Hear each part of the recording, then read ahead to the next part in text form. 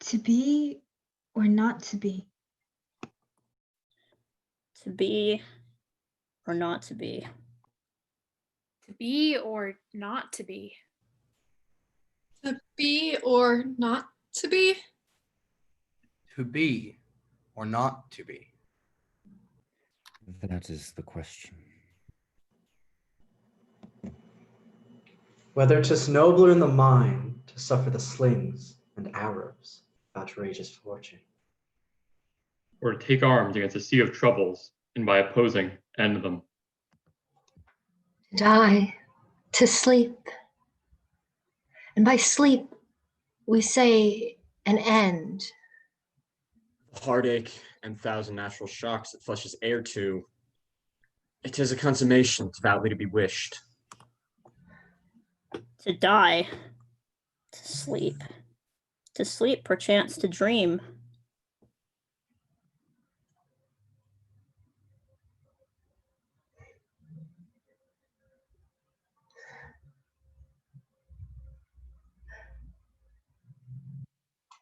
Aye, there's the rub. For in that sleep of death, what dreams may come? We have shuffled off this mortal coil, must give us pause. There's the respect that makes calamity of so long life. For who would bear the whips and scorns of time? The oppressor's wrong? The proud man's contumely? The pangs of misprized love. The law's delay, the insolence of office, and the spurns. That patient merit of the unworthy takes, when he himself might his quietus make with a bare bodkin. Who would Fardels bear to grunt and sweat under a weary life? But that the dread of something after death, the undiscovered country, from whose bourne no traveler returns, puzzles the will. It makes us rather bear those ills that we have than fly to others that we know not of. Thus conscience does make cowards of us all. And thus the native hue of resolution is sicklied over the pale cast of thought. And enterprises of great pitch and moment with disregard their currents turn awry and lose the name of action.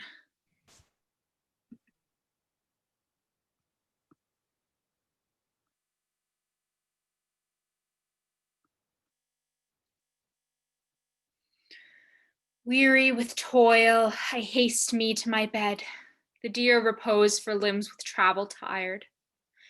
Then begins a journey in my head to work the mind where body's works expired. For then my thoughts from far where I abide intend a zealous pilgrimage to thee, and, keeping my drooping eyelids open wide, look upon darkness which the blind do see. Save that thy soul's imaginary sight presents thy shadow to thy sightless view, which, like a jewel hung in ghastly night, makes black night beauteous, and her old face new. Lo, thus by day my limbs, by night my mind, for thee and for myself no quiet find.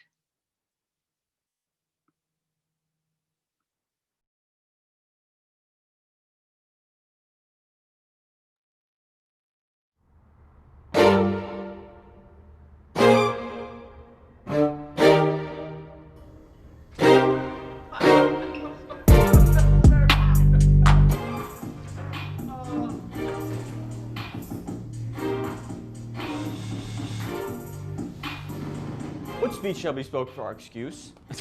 Or shall we on without apology? The date, Romeo, is out of such prolixity.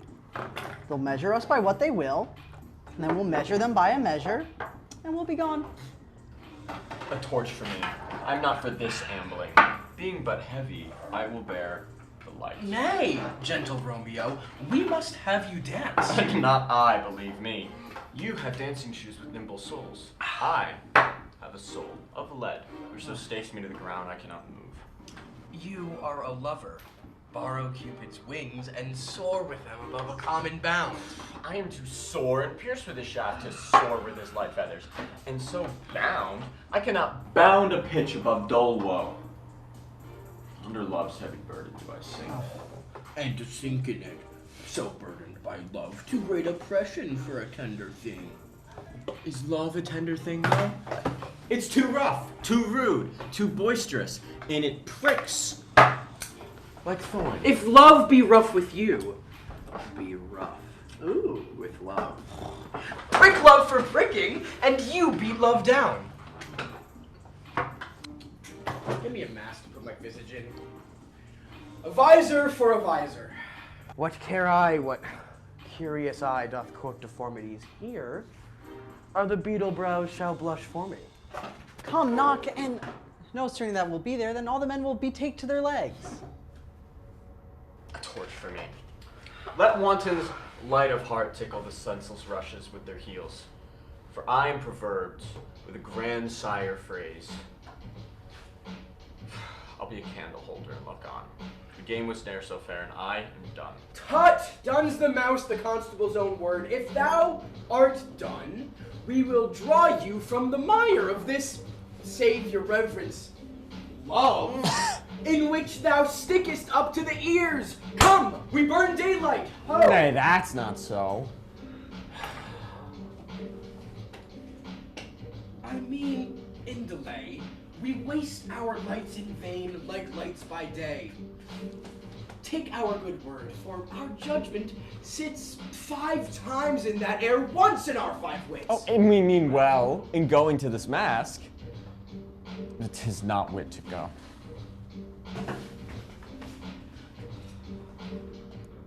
Why? May one ask. I dreamed the dream tonight. So did I. And what was yours? I dreamed that dreamers often lie. In bed. Asleep. Well, they do dream things true. Oh, I see. Queen Mab hath been with you. Queen Mab? Who is she? She is the fairy's midwife, and she comes in shape no bigger than an agate stone on the forefinger of an alderman, drawn by a team of little atomies athwart men's noses as they lie asleep. Her wagon spokes, made of long spinner's legs. Cover of the wings of grasshoppers. Traces of the smallest spider's silk. Her collar of the moonshine's watery beam. Her whip of cricket's bone, the lash of film. Her wagoner, a small gray-coated gnat, not so big as a small little worm. Pricked from the lazy finger of a maid, and in this state she gallops night by night through lovers' brains, and they dream of love, or courtiers' knees, and they dream of curtsies straight. Or lawyers' fingers who straight dream on fees. Or ladies' lips who straight on kisses dream, which oft the angry Mab with blisters plagues, because their breaths with sweetmeats tainted are. Sometimes she driveth over a courtier's nose, and dreams he of smelling out a suit. Sometimes she driveth over a soldier's neck, and then dream he of cutting foreign throats, of breeches, ambuscado Spanish blades, of helves 5 fathoms deep, and then anon dreams it is here. And then he wakes, and being thus frightened, swears a prayer or two, and then falls back asleep. This is she! Peace! Mercutio, peace! Talks of nothing. True.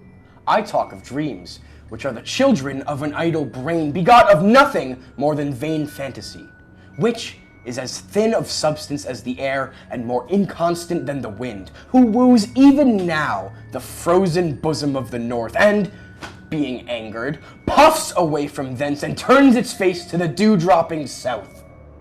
This wind you talk of blows us from ourselves. Supper is done and we have come too late.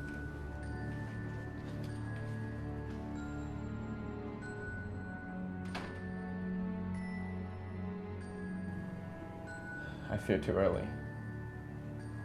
For my mind misgives some consequence, yet hanging in the stars, shall bitterly begin his fearful date with this night's revels, and expire the term of this despised life enclosed within my breast with some vile forfeit of untimely death.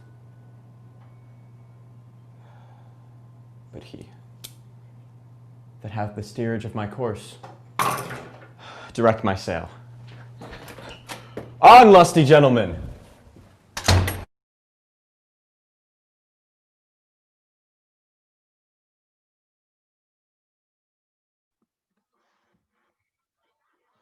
Once upon a midnight dreary, while I pondered, weak and weary, over a quaint and curious volume of forgotten lore. While I nodded, nearly napping, suddenly there came a tapping, as of someone gently rapping at my chamber door. "'Tis some visitor," I muttered, tapping at my chamber door. "Only this and nothing more." How distinctly I remember, it was in the bleak December, and each separate dying ember wrought its ghost upon the floor. Eagerly I wished the morrow, vainly I had sought to borrow, for my books decrease of sorrow, sorrow, for the lost Lenore, for that rare and radiant maiden who the angels name Lenore, nameless here, forevermore. Deep into that darkness peering, long I stood there, wondering, fearing, doubting, dreaming dreams no mortal ever dared to dream before. But the silence was unbroken, and the stillness gave no token, and the only word there spoken was the whispered word, Lenore. This I whispered, and an echo murmured back the word Lenore. Merely this and nothing more. Back into the chamber turning, all my soul within me burning. Soon again I heard a tapping, somewhat louder than before. "Surely," said I, "surely that is something at my window lattice. Let me see then what thereat is, and this mystery explore." Let my heart be still a moment and this mystery explore.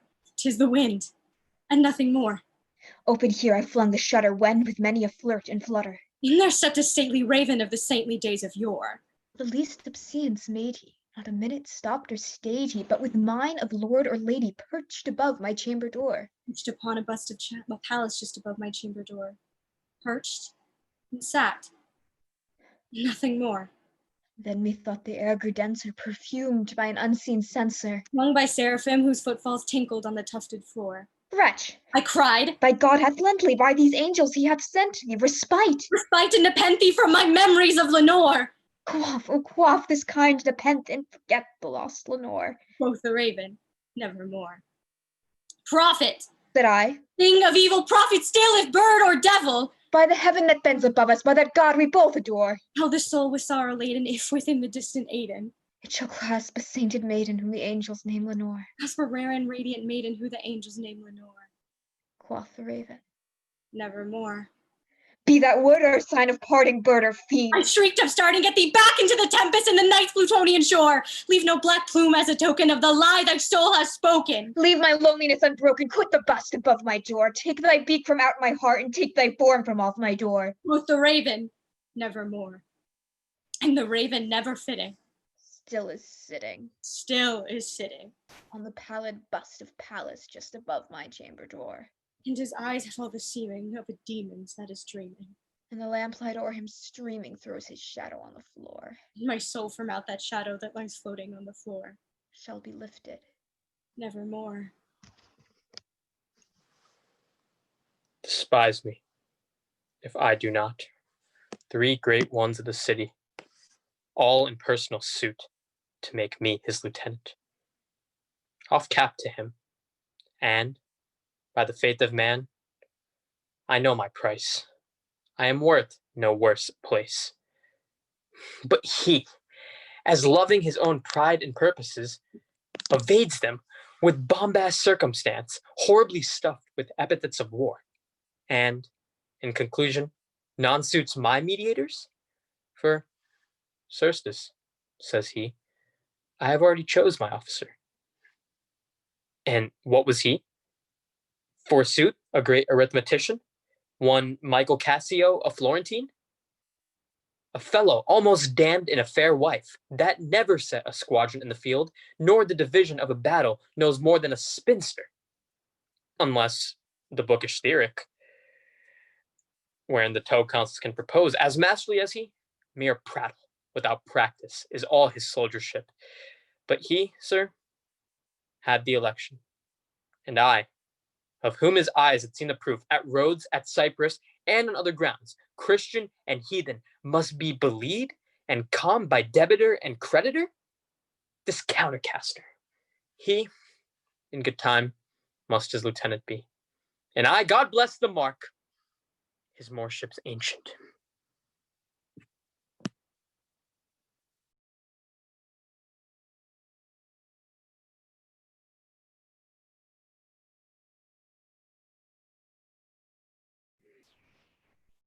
From you have I been absent in the spring, when proud, pied April, dressed in all his trim, hath put a spirit of youth in everything. That heavy Saturn laughed and leapt with him.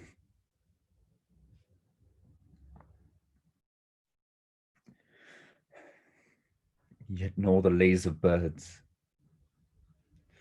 nor the sweet smell of different flowers, in odor and in hue, could make me any summer story tell. Or from their proud lap pluck them where they grew.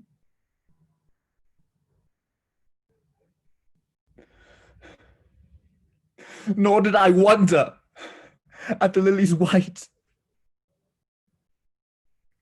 nor praise a deep vermilion in the rose. They were but sweet, but figures of delight, drawn after you, you pattern for those.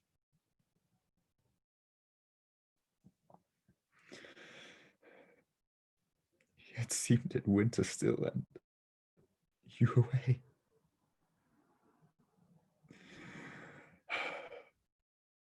As with your shadow, I with these did play.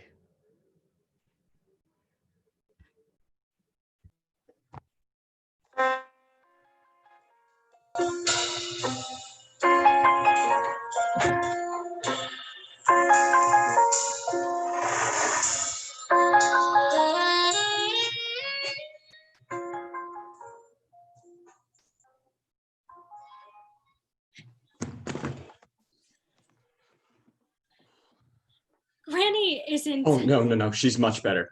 She's all right, really. You didn't expect to see me today. Oh, no. I meant to go to Washington to see you. I'd made all my arrangements. I very nearly crossed you in the train. Oh? Do you know, I hardly remembered you. Hardly remembered me. I mean, it's, how shall I explain? It's always so. Each time you happen to me all over again. Oh, yes. I know. Well, do I too to you? Ellen.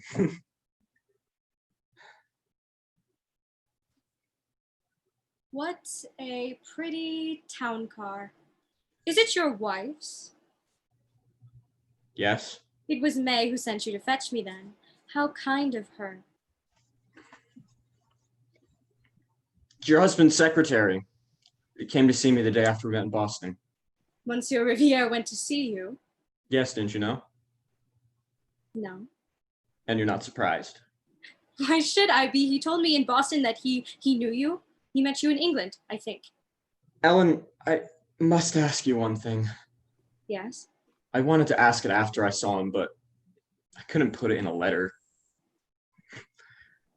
It was Riviere who helped you get away when you left your husband. Yes, I owe him a great debt. I think you're the most honest woman I've ever met. No, but probably one of the least fussy. Call it what you like. You look at things as they are. I've had to. I've had to look at the Gorgon. Well, she hasn't blinded you then.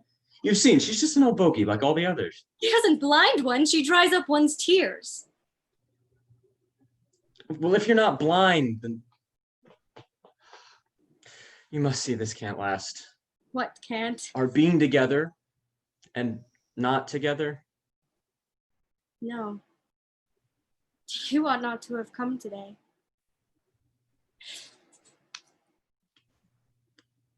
Don't be afraid of me. You needn't squeeze yourself back in your corner like that.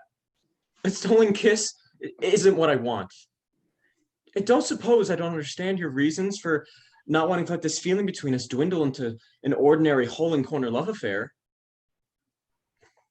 I couldn't have spoken like this yesterday because when we've been apart and I'm looking forward to seeing you, every thought is burnt up in a great flame.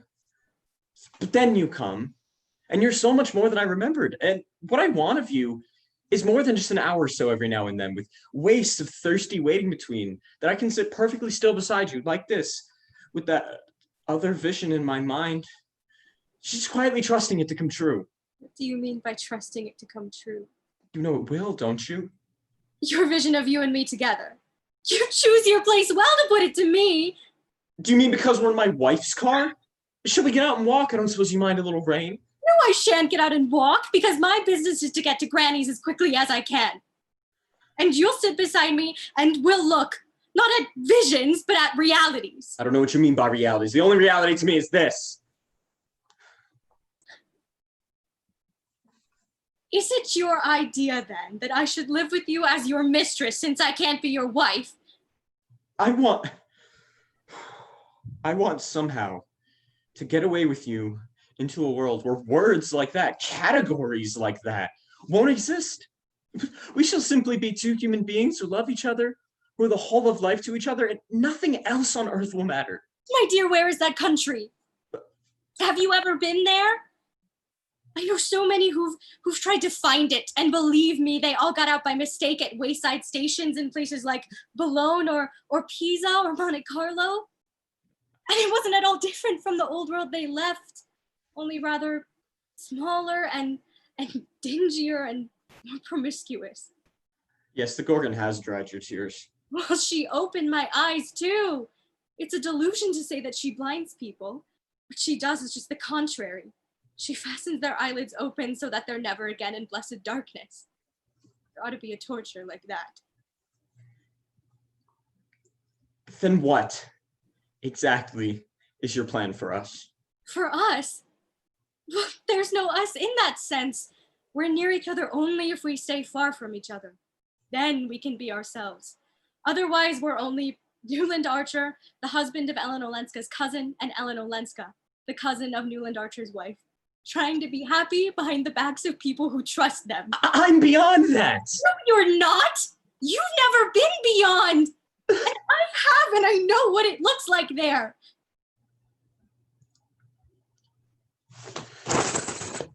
Why are we stopping? This is not Granny's. No.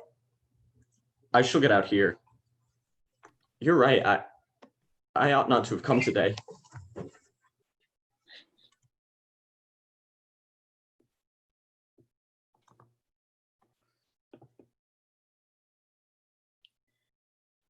Besides the autumn poets sing a few prosaic days, a little this side of the snow and that side of the haze, a few incisive mornings, a few ascetic eves, gone Mr. Bryant's goldenrods and Mr. Thompson's sheaves.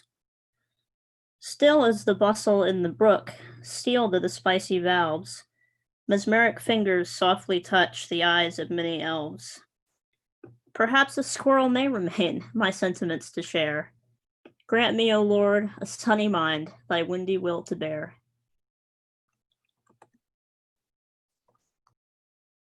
And mine shall, hast thou, which art but air, a touch of feeling of their afflictions, and shall not myself, as one of their kind, relish all as sharply? Passioned as they be, kindler moved than thou art. Through their high wrongs I am struck to the quick, yet with my nobler reason gainst my fury. I do take part. The rarer action is in virtue than in vengeance, and they being penitents, the sole drift of my purpose doth not extend a frown further. Go, release them, Ariel. My charms I'll break, their senses I shall restore, and they shall be themselves. Have waked their sleepers, oped and let them forth by my so potent art. But this rough magic I here abjure, and when I've required some heavenly music, which even now I do to work mine end upon their senses, that this airy charm is for. I'll break my staff, buried certain fathom in the earth, deeper than ever plummeted sound. I'll drown my book.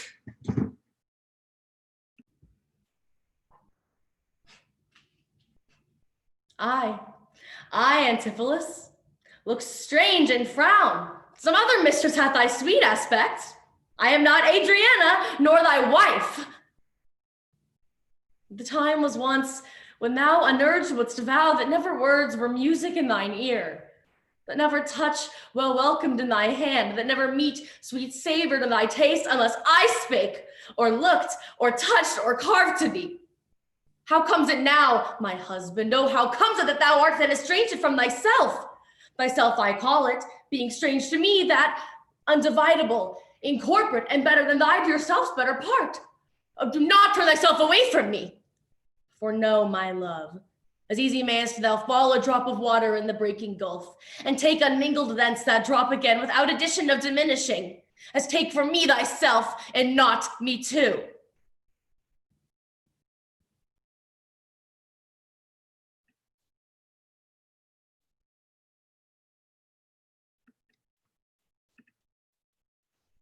Shall I compare thee to a summer's day? Thou art more lovely and more temperate, though the rough winds do shake the darling buds of May, and summer's lease hath all too short a date. Sometimes too bright the eye of heaven shines, and often his gold complexion dimmed, and every fair from fair sometimes declines by chance or nature's changing course untrimmed. But thy internal summer shall not fade, nor lose possession of the fair thou oust, nor shall drag thou into his shade. When internal lines to time thou growest, so long as men can see or eyes can see, so long live this. This gives life to thee.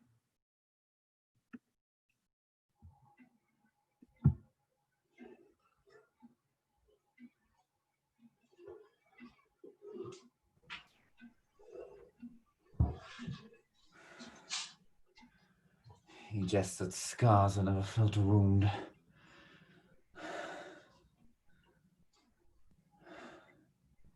But soft. What light through yonder window breaks? Oh, it is the east. Juliet is the sun. Arise, fair sun, and kill the envious moon. It is already sick and pale with grief. Thou art her maid, thou art more fair than she. Oh, it is my lady, oh, it is my love, oh, that she knew she were. She speaks, yet she says nothing, what of that?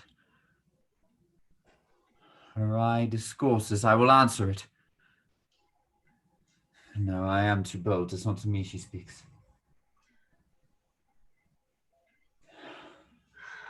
The brightness of her cheek would shame those stars.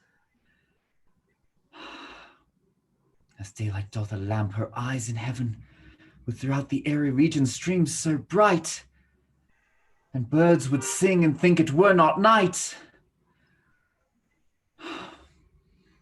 See how she leans her hand upon her cheek. Oh, that I were a glove upon that hand, so that I might touch that cheek. I am me.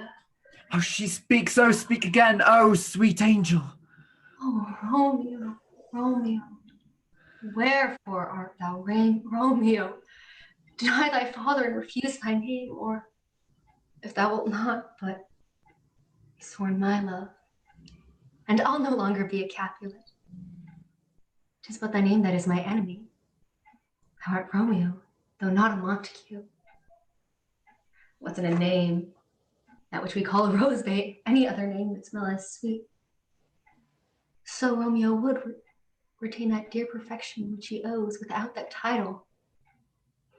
Oh, Romeo, doff thy name, and for that name which means nothing to you, take all myself. I take thee at thy word. Call me but love, and I'll be newly baptized. Henceforth I shall never be Romeo. What man art thou that thus screened at night so approachest for my counsel? By a name. I know not how to tell thee who I am. My name, fair saint, is hateful to myself, for it is an enemy to thee.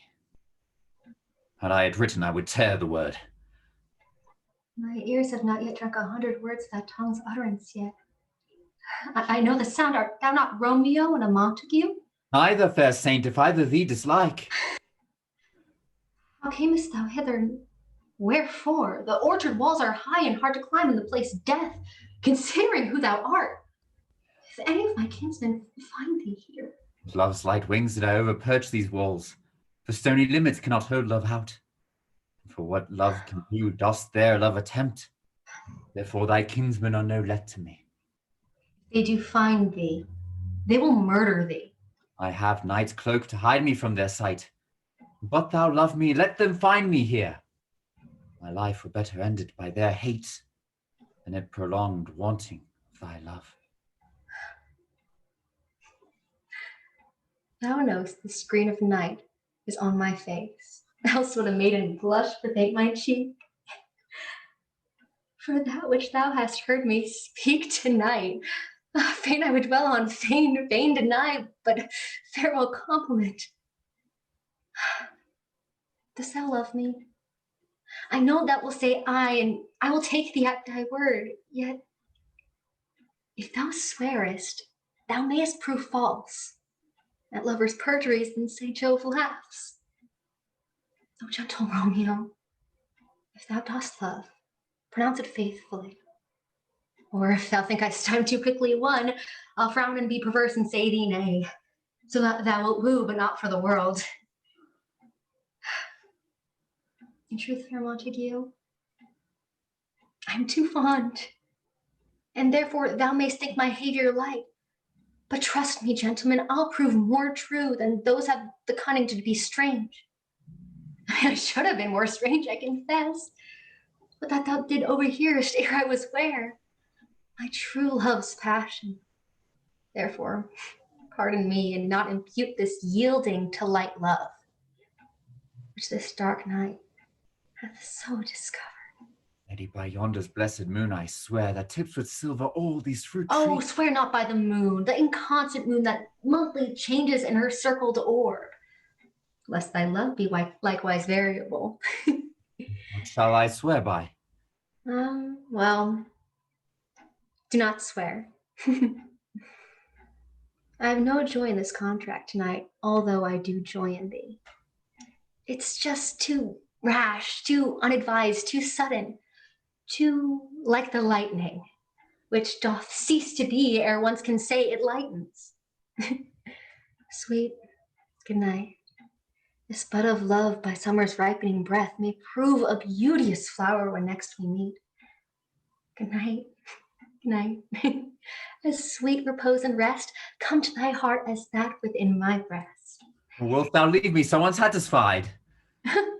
What satisfaction can thou have tonight? The exchange of thy love's faithful vow for mine. I gave thee mine before thou didst request it, and yet I were to give again. Wouldst thou withdraw it? For what purpose, love? But to be frank, and give it thee again. My bounty is as boundless as the sea. My love is deep. The more I give to thee, the more I have, for both are infinite. Madam, what are you doing? I hear some noise within. Dear love, adieu. Madam? Anon, good nurse. Sweet Montague, be true. Stay but a little. I'll come again. Oh, blessed night, I am afeard. All this being in night, all this but a dream. Too flattering, sweet to be substantial. 3 words, dear Romeo, and then good night indeed. If that thy bent of love be honorable, thy purpose, marriage, send me word tomorrow. Where and what time thou wilt perform the rite, and all my fortunes at thy foot I'll lay, and follow thee, my lord, throughout the world. Madam? I come anon. But if thou meanest not well, I do beseech thee. Madam! By and by, I come to cease thy suit and leave me to my grief. So thrive 1,000 times good night. 1,000 times the worse to want thy light. Love goes towards love as schoolboys from their books, but love from love towards school with heavy looks.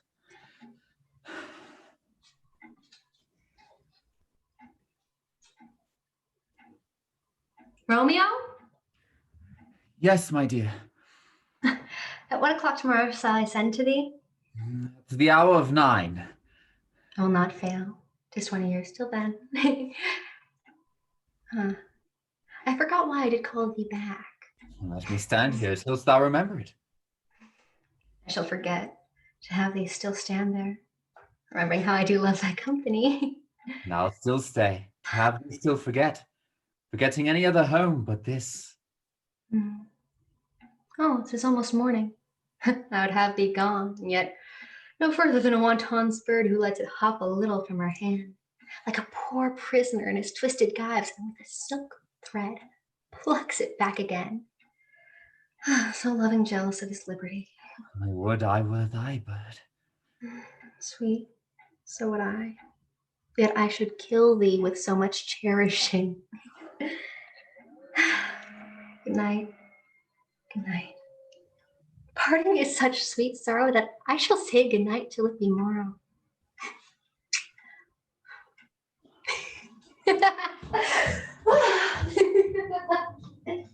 Sleep well upon thine eyes, peace in thy breast. I will sleep in peace, so sweet to rest. Hence I will to my ghostly father sell his help to crave and my dear hap to tell. Woo!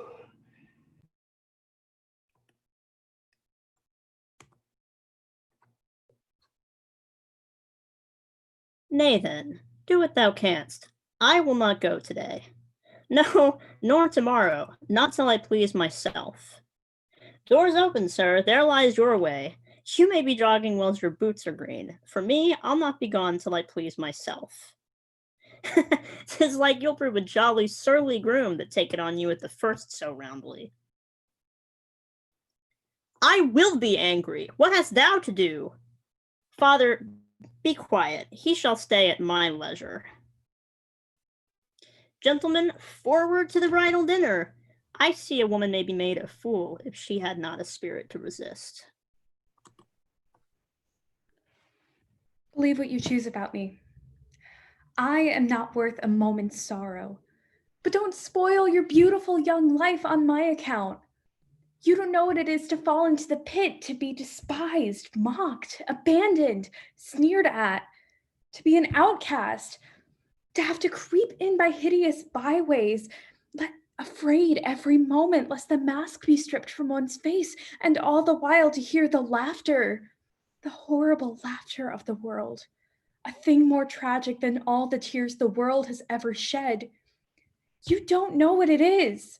One pays for one's sins, and one pays again, and all one's life one pays. You must never know that. I may have wrecked my own life, but I will not let you wreck yours. You are a mere girl. You would be lost. You haven't got the kind of brains that enables a woman to get back. You have neither the wit nor the courage. You couldn't stand dishonor. No.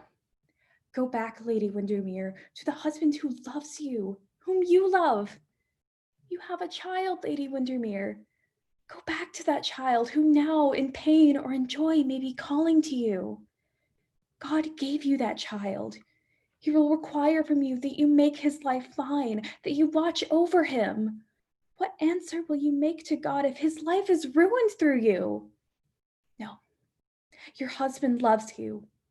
He has never strayed for a moment from the love that he has for you. But even if your husband had 1,000 loves, you must stay with your child. If he abandoned you, your place is with your child. Think not I love him. though I ask for him. 'Tis but a peevish boy, and yet he talks well. But what care I for words? Yet words do well when he that speaks them pleases those that hear. It is a pretty youth, but not very pretty. But sure, he's proud, and yet his pride becomes him. He'll make a proper man. The best thing in him is his complexion, and faster than his tongue did make offense, his eye did heal it up. He's not very tall, yet for his years he's tall. His leg is but so-so, and yet 'tis well. There was a pretty redness in his lip, a little riper and more lusty red than that mixed in his cheek. 'Twas just the difference betwixt the constant red and mingled damask. There be some women, Silvius, had they marked him in parcels as I did, would have gone near to fall in love with him. But for my part, I love him not, nor hate him not, and yet I have more reason to hate him than to love him. For what had he to do but chide at me? Now I am remembered he scorned at me. I marvel why I answered not again. That's all one. Admittance is no quittance. I'll write to him a very taunting letter, and thou shalt bear it. Wilt thou, Silvius?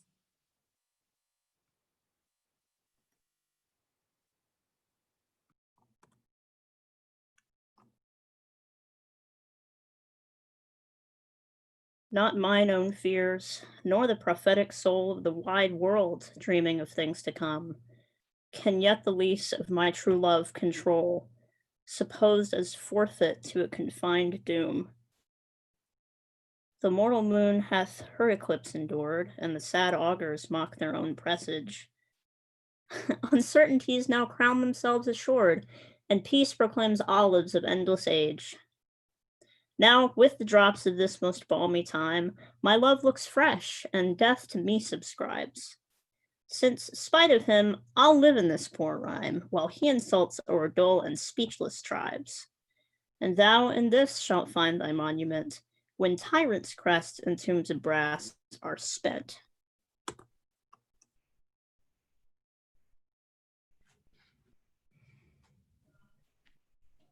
Hero, remember what I told you. If the prince do solicit you in that kind, you know your answer. The fault will be in the music, cousin, if you be not wooed. If the prince be too important, tell him there is patience in everything, and so dance out the answer. The revelers are entering, cousin. Make good room.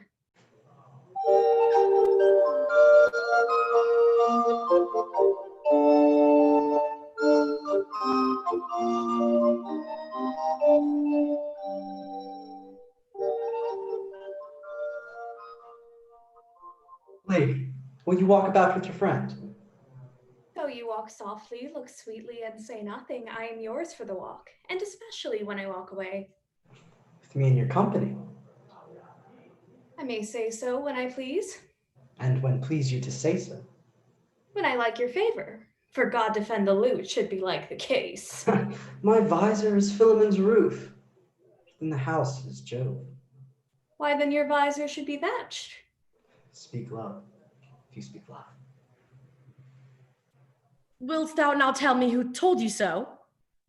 No, you shall pardon me. Nor will you tell me who you are? Oh, not now.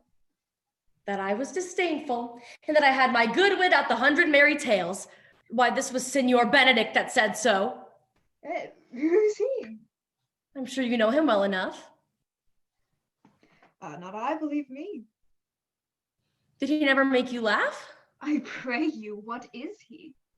Why, he is the prince's jester, a very dull fool. None but libertines delight in him, and the commendation is not in his wit, but in his villainy. For he both pleases men and angers them, and then they laugh at him and beat him. I'm sure he is in the fleet. I would he had boarded me. When I know the gentleman, I will tell him what you say. Do, Hilbert. Strike a comparison or two against me, which, peradventure not marked or laughed at, strikes him into melancholy. And then there's a partridge being saved, for the fool will have no supper that night. We must follow the leaders. In every good thing. Nay, if they lead to any ill, I will leave them at the next turning.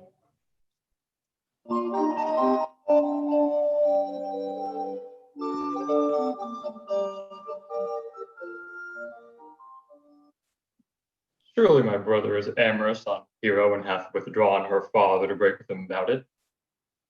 The ladies follow her, and but one visor remains. That is Claudio, and known by his bearing. Are you not Signor Benedict?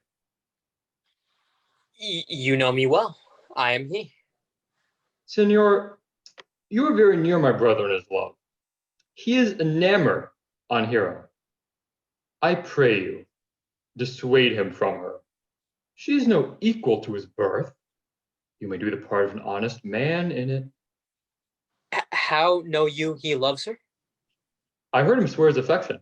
He swore he would marry her tonight. I must away to the banquet. Thus answer I, in the name of Benedict, but hear these ill news with the ears of Claudio. 'Tis certain so. The prince moves for himself. Friendship is constant in all other things, save in the office and affairs of love. Therefore, all hearts in love use their own tongues. Let every eye negotiate for itself, and trust no agent, for beauty's a witch against whose charms faith melted into blood. This is an accident of hourly proof, which I mistrusted not. Farewell. Therefore, Hero? Count Claudio? Yeah, the same. Well, come, will you go with me? Whither? Even to the next willow about your business, County. Come, what fashion will you wear the garland of? About your neck, like the usurer's chain, or under your arm, like the lieutenant's scarf? Well, you must wear it one way, for the prince hath got your hero. I wish him joy of her. I pray you, leave me. Oh, no, you strike like the blind man. 'Twas the boy that stole your meat, now you'll beat the post. If it will not be, I'll leave you. Alas, poor herd fowl. Now he will seep into the hedges. But that my lady Beatrice should know me, and not know me, the prince's fool. Ha! It may be that I go under that title because I am married. But no, I am too apt to do myself wrong. I am not so reputed. It is the base, though bitter disposition of Beatrice that puts the world into her person and does me out. Well, I'll be revenged as I may. Ah, the lady Beatrice hath a quarrel to you. The gentleman that danced with her told her she is much wronged by you. She misused me past the endurance of a block. She told me, not thinking that I had been myself, that I was the prince's jester, and that I, huddling just upon jest, well, I would not marry her. Oh, here she comes. Oh, God, sir, here's a dish I love not. I cannot endure my lady tongue. Oh, come, lady, come. You have lost the heart of Signor Benedict. Indeed, my lord, he lent it me a while, and I gave him use for it, a double heart for his single one. Married once before he lost it of me with false dice, therefore your grace may well say I have lost it. You have put him down, lady. You have put him down. So I would not he should do me, my lord, lest I should prove the mother of fools. I have brought Count Claudio, whom you sent me to seek. Ah, why, how now, Count? Wherefore are you sad? Not sad, my lord. How then? Sick? Neither, my lord. The Count is neither sick, nor sad, nor merry, nor well, but civil, Count, civil as an orange and something of that jealous complexion. In faith, lady, I think your blazon to be true, though I'll be sworn if he be so. His conceit is false. Dear Claudio, I have wooed in thy name, and fair hero is won. I have broke with her father, and goodwill obtained. Name the day of marriage, and God give thee joy. Count, 'tis your cue. Silence is the perfectest herald of joy. I were but little happy if I could say how much. Lady, as you are mine, I am yours. I give away myself for you and dote upon the exchange. Cousin, speak. Or if you cannot, stop his mouth with a kiss and let him not speak neither. In faith, lady, you have a merry heart. Yes, I think it. Poor fool keeps on the windy side of care. My cousin tells him in his ear that he is in her heart. It's so she doth, cousin. Good Lord for alliance. And so goes everyone into the world but I, and I am sunburnt. I may sit in a corner and cry hi-ho for a husband. Ah, will you have me, lady? No, my lord, lest I should have another for working days. Your grace is too costly to wear every day. But I beseech your grace, pardon me, I was born to speak all mirth and no matter. Your silence most offends me. To be merry best becomes you. For out of question, you were born in a merry hour. No, sure, my lord, my mother cried. But then a star danced, and under that was I born. Cousins, God give you joy. By my troth, a pleasant-spirited lady. There's little of the melancholy element in her, my lord. She's never sad but when she speaks, and when she sleeps, not ever sad then. For I've heard my cousin say that she hath often dreamed of unhappiness and managed to wake herself with laughing. She cannot endure to hear tell of a husband. Oh, by no means. She mocks all her wooers out of suit. She were an excellent wife for Benedict. Oh, Lord, my lord. If they were but a week married, they would drive themselves mad. Count Claudio, when mean you to go to church? Tomorrow, my lord. Time goes on. Crutches till love have all his rights. Not till Monday, my lord, which is hence just a 7 night, and a time too brief to have all things answered in my mind. Come, you shake the head at so long a breathing. But I warrant thee, Claudio, the time shall not go dully by us. I will undertake one of Hercules' labors, which is to bring Signor Benedict and the Lady Beatrice into a mountain of affection, the one with the other. I would fain have it in a match, and I doubt not to fashion it, if you two will but minister such assistance as I shall give you direction. My lord, I am for you, though it cost me 10 nights' watchings. You too, gentle hero.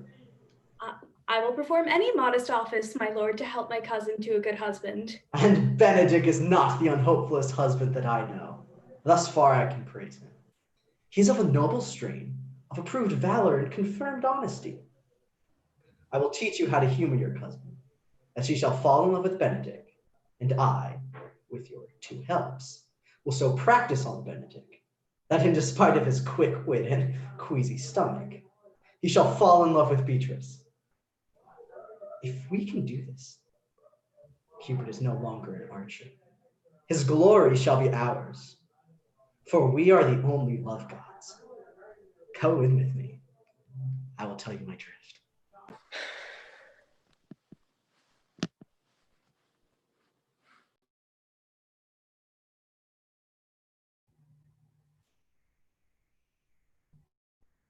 God will be merciful to them, and they will act like his good children when they go back to the country he made for them and made them for. I have heard the tales of the prince. The moment he touched the soil of our country, the devil entered into him and made him a fiend. But at home, in the place made for him by God, he was good. It is always so. If I went into England against the will of God to conquer England and tried to live there and speak its language, the devil would enter into me, and when I was old, I should shudder to remember the wickedness I did. 1,000 like me can stop them. 10 like me can stop them with God on our side. You do not understand, Squire. Our soldiers are fighting only to save their skins, and the shortest way to save your skin is to run away. Our knights are thinking only of the money they will make in ransom.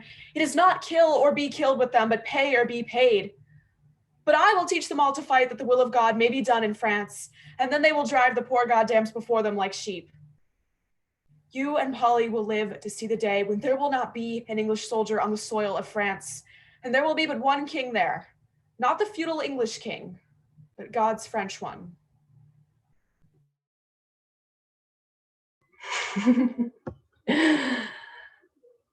Thou speakest all right.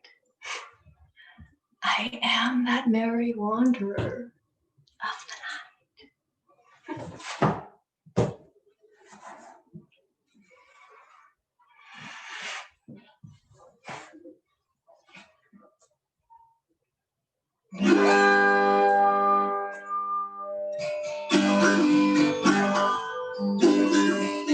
I just Oberon, make them smile.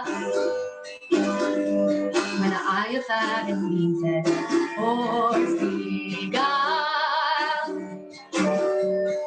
neighing in likeness of Billy Fool.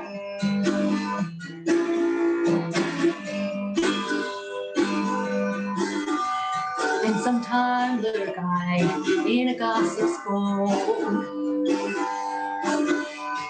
in the very likeness of a roasted crowd. And when she drinks, upon her lips I fall, and on her wither do laugh cordial.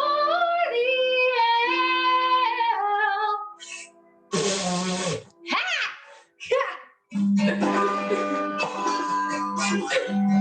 The wisest one telling the saddest tale.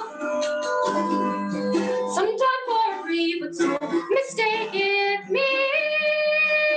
It's the line from her bum down tumbles she. Taylor, she cries, and falls into a call. And the whole choir hold their heads and laugh, and oxen in their mirth and knees and swear. Their hour was never wasted there.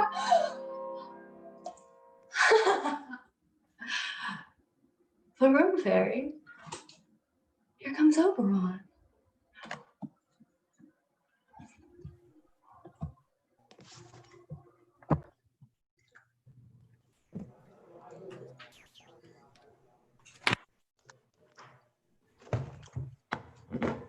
All the world's a stage.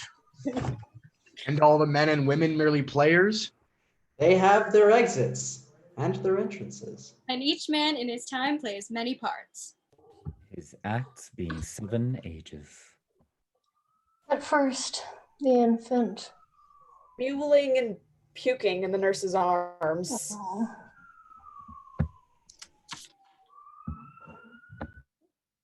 And then the whining schoolboy with his shining morning face.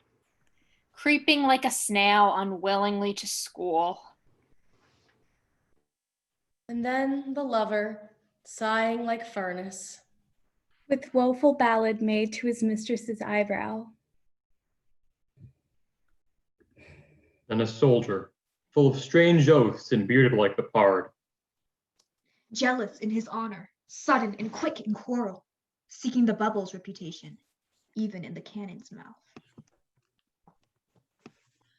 And then the justice, in fair round belly with good cape and lined. With eyes severe and beard of formal cut. Full of wise saws and modern instances. And so he plays his part. The 6 age shifts into the lean and slippered pantaloon. With spectacles on nose and pouch on side, his youthful hose well saved a world too wide. For his shrank, And his big manly voice. Turning again towards childish treble. Pipes and whistles in his sound. Last scene of all, that ends this strange eventful history. Strange eventful history. Strange eventful history. His second childishness and mere oblivion. Sans teeth. Sans eyes. Sans taste. Sans everything.